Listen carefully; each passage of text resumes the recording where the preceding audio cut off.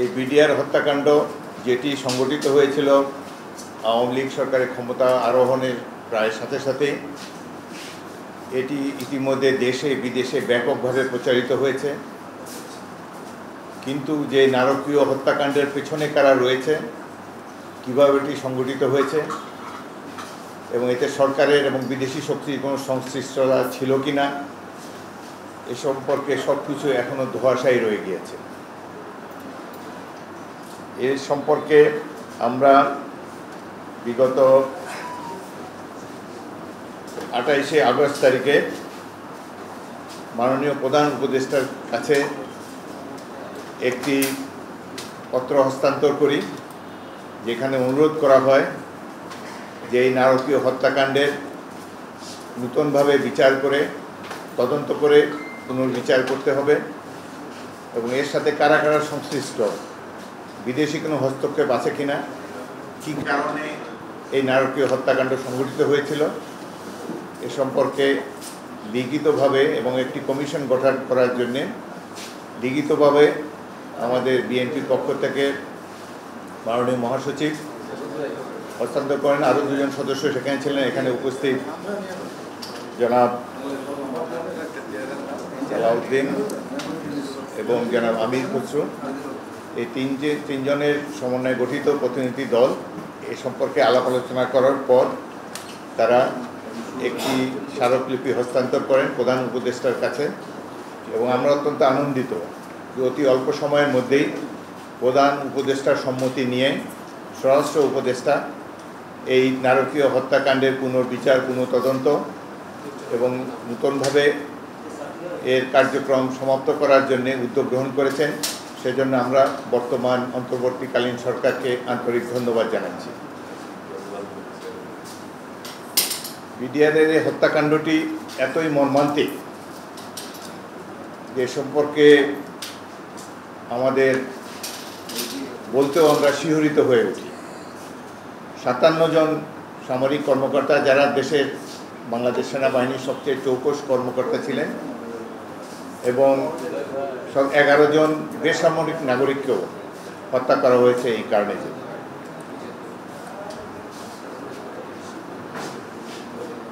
এই বিদ্রোহের আড়ালে বিডিআরের এই বিদ্রোহের তৎকালীন মহাপরিচালক জেনারেল শাকিল আহমদ সহ এই মেধাবী কর্মকর্তা বৃন্দ এবং 17 জন বেসামরিক লোককে নৃশংসভাবে হত্যা করা হয়।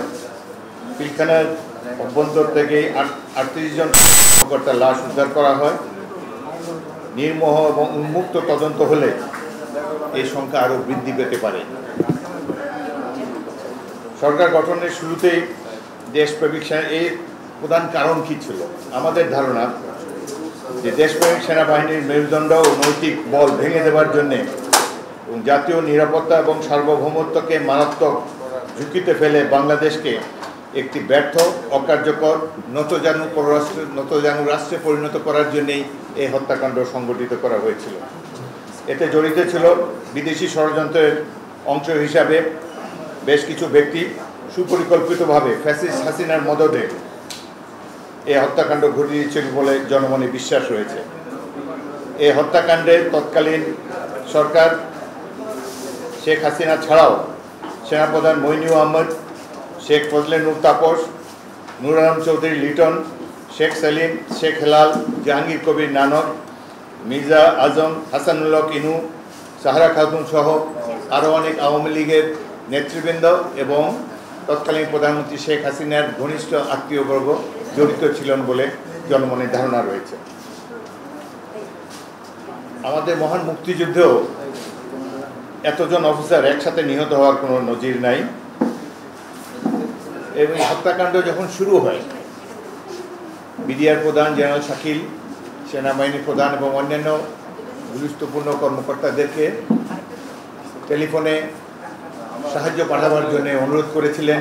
তারা কেউই কর্ণপাত করেননি, কোনো ব্যবস্থা গ্রহণ করেনি। এই বিদ্রোহ অতি সহজেই দমন করা যেত।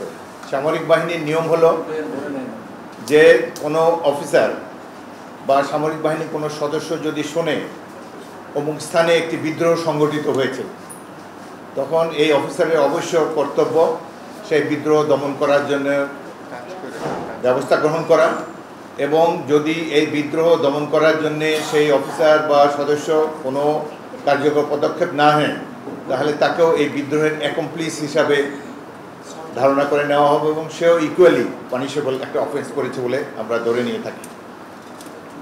সবচেয়ে ঈশ্বরের সাথে আমরা লক্ষ্য করলাম যে সেনাবাহিনীর হত্যাকাণ্ড ঘটার পর সেনাবাহিনীর সদস্য সাজোয়া জাহান সহ অতি অল্প সময়ের মধ্যেই বিডিআরের ওয়ালের বাইরে অবস্থান নেওয়ার পর যখন তারা এই বিদ্রোহ দমন করার জন্য মিলিটারি অ্যাকশনে যাবে এ সময় সেনাবাহিনী প্রধান মইনুল আহমেদ এবং ব্রিগেড কমান্ডার 46 ব্রিগেড তারা কোনো ধরনের অপারেশন চালাতে এই বাহিনীকে নিষেধ করেন।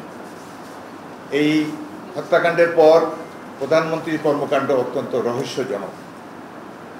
সেনাবাহিনী যাতে কোনো ধরনের অ্যাকশনে না যায় তিনি সেনাবাহিনী প্রধান, বিমান বাহিনী প্রধান, নৌবাহিনী প্রধান তাদেরকে যমুনাতে তার অফিসের কাছে একটি কক্ষে বসিয়ে রেখেছেন। কোনো কাজ নেই, তাদের সাথে আলাপ আলোচনাও নেই।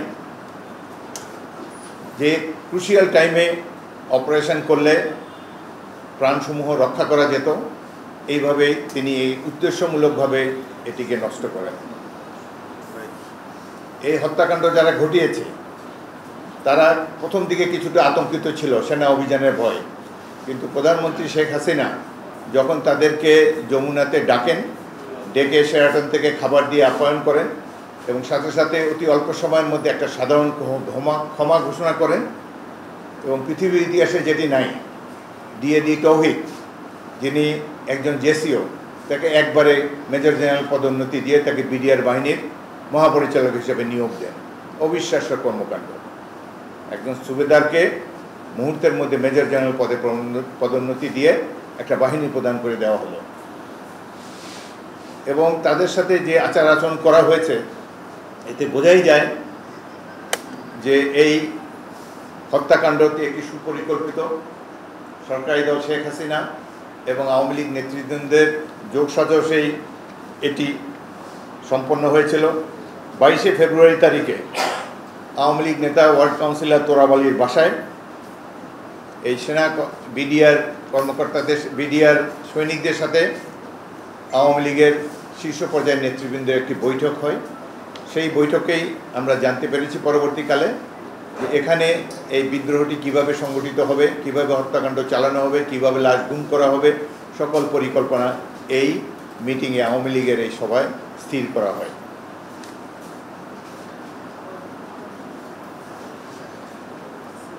হত্যাকাণ্ড ঘটার পর কয়েকটা কমিশন করা হয়েছে। জাতীয় কমিশন জনাব আনিসুজ্জামানের নেতৃত্বে করা হয়েছে, ইনকোয়ারি কমিটি করা হয়েছে, কিন্তু সেটা কোনো কার্যক্রম দেখতে পায়নি। সেনাবাহিনীরও একটি কোর্ট অফ ইনকোয়ারি করা হয়েছে, যার নেতৃত্বে ছিলেন বর্তমান স্বরাষ্ট্র উপদেষ্টা তখনকার লেফটেন্যান্ট জেনারেল জাহাঙ্গীর। তারা প্রায় 700 জন সংশ্লিষ্ট ব্যক্তিদের ইন্টারভিউ নিয়েছিলেন, কিন্তু গুরুত্বপূর্ণ ব্যক্তিরা যেমন শেখ হাসিনা এবং আওয়ামী লীগ নেতৃবৃন্দের বক্তব্য রাখার জন্য আহ্বান জানালেও তারা কোনো বক্তব্য দেননি, যার ফলে জেনারেল জাহাঙ্গীরের সাবমিট করা এই রিপোর্টটি এখনও অন্ধকারেই রয়ে গিয়েছে। বিগত 14টি বছর ধরে আমরা যারা বিএনপি নেতৃবৃন্দ, সাধারণ মানুষ, প্রাক্তন সৈনিকবৃন্দ, আমরা 25শে ফেব্রুয়ারি তারিখে সেনানিবাসের গোরস্থানে গিয়ে প্রতি বছর কবর জিয়ারত করেছি এবং সাংবাদিক সম্মেলনে আমরা এই আশা ব্যক্ত করেছিলাম যে এই হত্যাকাণ্ডের প্রকৃত বিচার হবে এবং যে সকল রিপোর্ট জনগণ জানে না সে সম্পর্কেও আলোকপাত করা হবে। কিন্তু এত বছর ধরে আমাদের সেই প্রত্যাশা বিফলে গিয়েছে। আওয়ামী লীগের সরকার, বিনা ভোটে গঠিত সরকার, নৈশ ভোটের সরকার, তারা এই বিডিআর হত্যাকাণ্ডের সুষ্ঠু পরিণতিতে গমন করার জন্য কোনো ধরনের কোনো পদক্ষেপ তারা গ্রহণ করে নেই।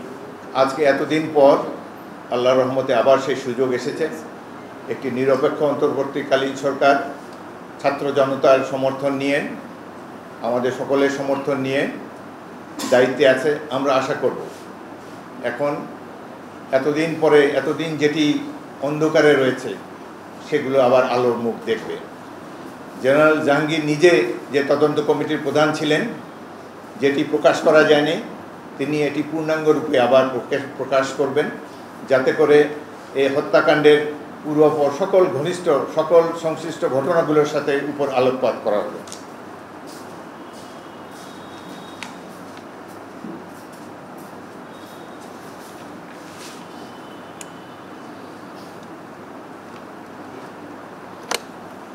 এই ঘটনায় জেনারেল মঈন তিনি অত্যন্ত দুর্বলতার পরিচয় দিয়েছেন।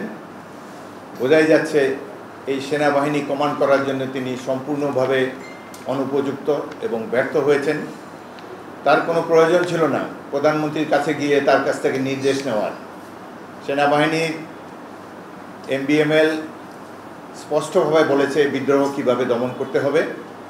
এই বিদ্রোহ দমন করার জন্য সেনাবাহিনী প্রধানের কারো কাছ থেকে নির্দেশ গ্রহণ করার কোনো প্রয়োজন ছিল না, কিন্তু তিনি ইচ্ছাকৃতভাবে কিংবা আওয়ামী লীগ সরকারের উচ্চপদস্থ ব্যক্তিবর্গের প্ররোচনায় এই অফিসারদেরকে রক্ষা করার জন্য তিনি যাননি এবং এই হত্যাকাণ্ডের দায় তিনিও এড়াতে পারেন না, যেমন এড়াতে পারেন না প্রধানমন্ত্রী শেখ হাসিনা এবং আওয়ামী লীগ নেতৃবৃন্দ। বাংলাদেশ সেনাবাহিনীর মনোবল ধ্বংস করে দেবার জন্যই এই ধরনের নারকীয় হত্যাযজ্ঞ সংগঠিত হয়েছিল, একথা বলাই বাহুল্য। এই হত্যাকাণ্ডের পরের দিন 28শে ফেব্রুয়ারি তারিখে যেহেতু সেনাবাহিনীর অভ্যন্তরে অফিসারদের মধ্যে ক্ষোভ ক্রমশ ধূমায়িত হয়ে উঠছিল, ক্রোধে ফেটে পড়ছিল সেনাবাহিনীর সদস্যবৃন্দ, এতজন সেনা কর্মকর্তার হত্যাকাণ্ড তো একটি বিরল ঘটনা। এদেরকে শান্ত করার জন্যেই তৎকালীন অবৈধ প্রধানমন্ত্রী শেখ হাসিনা সেনাকুঞ্জে সকল অফিসারদেরকে নিয়ে একটি বৈঠক করেন। সেখানে সকল ধরনের সেনা কর্মকর্তাবৃন্দ এই হত্যাকাণ্ডের বিচার দাবি করেন এবং কেন এই ধরনের হত্যাকাণ্ড হলো, কেন তাদেরকে রক্ষা করা গেল না, এই সম্পর্কে প্রধানমন্ত্রী এবং সেনাপ্রধানের কাছ থেকে কৈফিয়ত দাবি করেন। এর ভিডিও আপনারা অনেকেই দেখেছেন, আমরাও দেখেছি।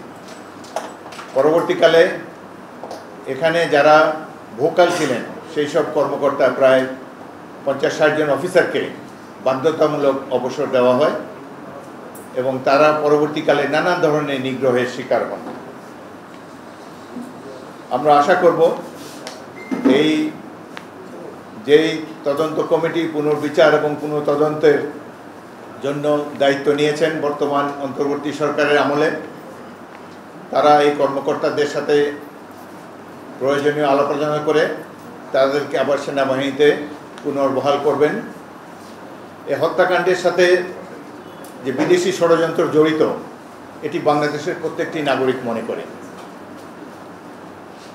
আওয়ামী লীগ সরকারের কর্মকাণ্ডে, এই এত বছরের কর্মকাণ্ডে প্রমাণিত হয়েছে যে এক তো তারা নির্বাচিত জনগণের প্রতিনিধিত্ব নয়, তারা প্রতিবেশী রাষ্ট্রের আজ্ঞাবহ একটি প্রতিষ্ঠান। তাদের একমাত্র কাজ হলো প্রতিবেশীকে সার্ভিস দেওয়া, বাংলাদেশের ভূখণ্ড এবং বাংলাদেশের সকল রাষ্ট্রীয় সম্পদ প্রতিবেশী রাষ্ট্রকে সহায়তা করার জন্যই।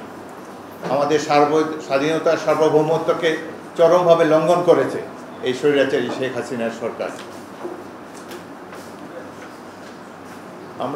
আমরা দেখতে চাই যে বর্তমান সরকার যেভাবে এই তদন্ত এবং পুনর্বিচারের উদ্যোগ গ্রহণ করেছে, এটি যাতে সঠিকভাবে কার্যক্রম পরিচালনা করতে পারে। আমরা বিএনপির তরফ থেকে তাদেরকে সর্বতভাবে সাহায্য সহযোগিতা করব এবং অবহিত পরে যে সকল ঘটনার বিবরণ বা যেসব ব্যক্তিবর্গ যারা অত্যন্ত ভাইটাল উইটনেস ছিলেন এই ঘটনায়, তারা কেউ বিদেশে চলে গিয়েছেন, কেউ মৃত্যুবরণ করেছেন। এখানে আমাদের উপস্থিত ব্রিগেডিয়ার শামস, তিনি জেনারেল জাহাঙ্গীরের তদন্ত কমিটির একজন সদস্য ছিলেন। এই তদন্ত কমিটি যেহেতু আলোর মুখ দেখেনি এবং যথাযথভাবে কার্যক্রম পরিচালনা করতে পারেনি, তাদের একজন সদস্য এই কমিটি থেকে পদত্যাগ করে গিয়েছিলেন।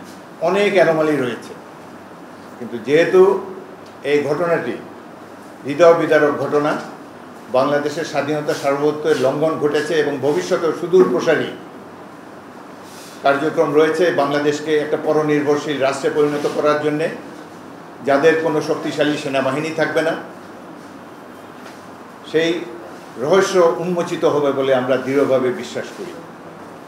বাংলাদেশ সেনাবাহিনীর কর্মকাণ্ড দেখে মাঝে মাঝে আমরা অবাক হয়ে যাই।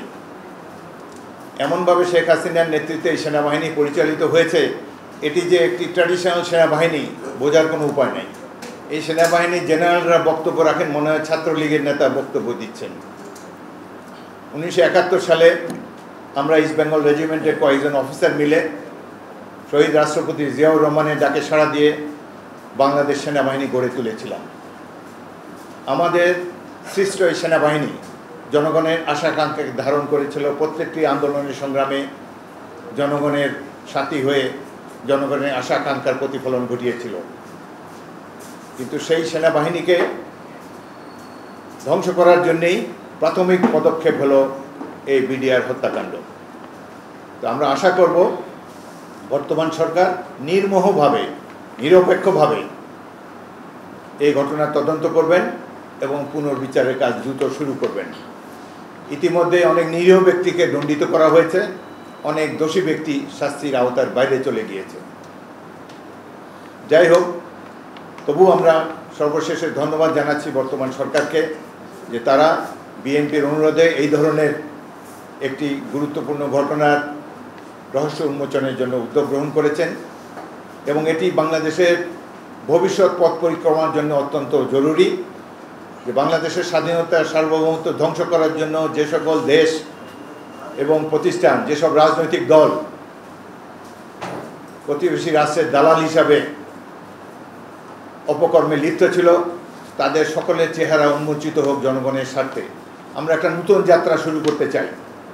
আমরা ইতিমধ্যেই আমাদের দল থেকে বলা হয়েছে আমরা বর্তমান প্রফেসর ইউনূসের নেতৃত্বাধীন অন্তর্বর্তীকালীন সরকারকে সর্বত ধরনের সাহায্য সহযোগিতা করব। আমরা এটিও আশা করেছি যে যৌক্তিক সময়ের মধ্যে তিনি একটি নির্বাচন দিয়ে জনপ্রতিনিধিদের কাছে রাষ্ট্রীয় দায়িত্ব হস্তান্তর করবেন। তার আগে অতি অল্প সময়ের মধ্যে এই নারকীয় বিডিআর হত্যাকাণ্ডের আমরা একটা সুষ্ঠু পরিণতি দেখতে চাই, বিচার চাই, যাতে করে আমাদের যেই ক্ষতিগ্রস্ত পরিবারসমূহ তারা যেন এ ব্যাপারে তাদের যাতে অন্তর শান্ত হয়।